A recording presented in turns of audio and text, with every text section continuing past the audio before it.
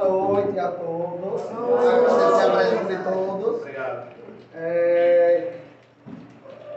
Rolou uns comentários aí, eu não vou citar nomes, né, mas eu sei que vai chegar até as pessoas. Clay é um babaquequerê, sim. Certo? É um babaquequerê, mas recebeu peneira, a navalha, a tesoura, ele recebeu tudo.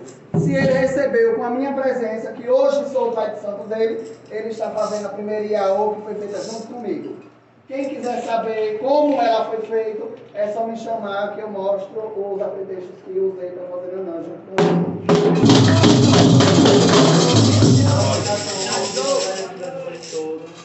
Certo? A pessoa que eu vou convidar é uma pessoa que sempre me respeitou, sempre respeitei ela e sempre me considerou. Não gosto muito de texto, eu convido o Tom, meu chuteirão, para tomar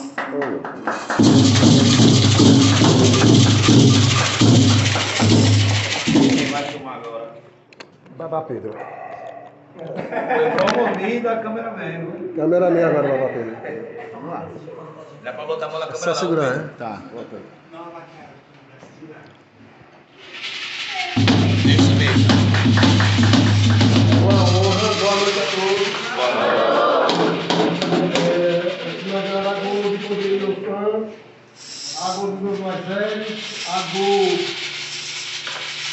da Babudinho, da Bapede, todos os mais velhos da Bendita, todos os meus mais velhos da Presença.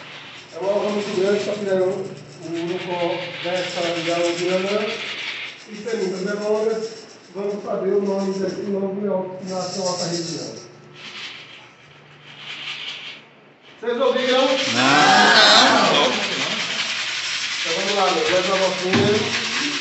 Então mais uma vez a senhora. Qual o nome do seu nome? Vocês ouviram? Não.